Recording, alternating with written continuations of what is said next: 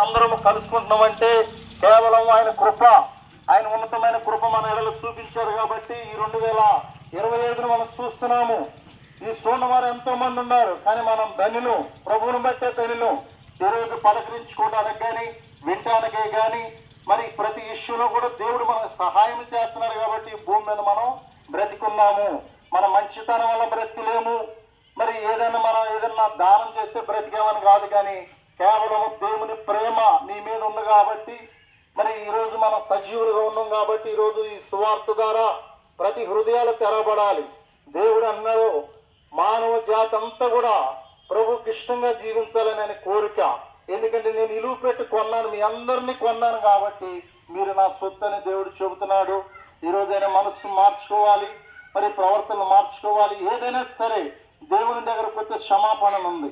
ఎంత పాపినైనా క్షమించగలవాడు ప్రభు అయిన యేసుక్రీస్తు వారే.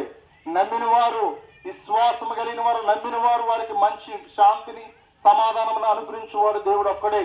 ఈ మానవుల కొరకు ఆయన శిలువలో మరణించడం ఎంత, మరి ఆయన మానవులు చేసిన పాపానికి ఆయన అంతగానో రక్తమును సిందించి నేను పరిశుద్ధుడు చేయడం కోసం ఈ లోకానికి వచ్చి ఉన్నాడు.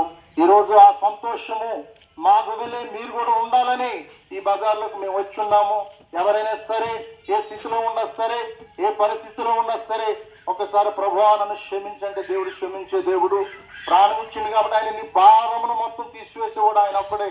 ఆయన యందు మన నిరీక్షణ, ఆయన యందు మనం భయభక్తులు కలిగి మనం జీవిస్తే దేవుడు మనకి ఆ నిత్య రాజ్యములు చోటిస్తాడు.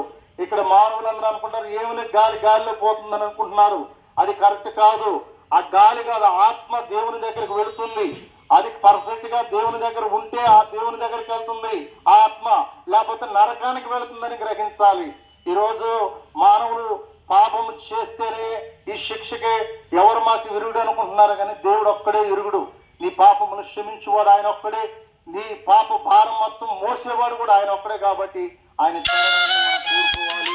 ఆయన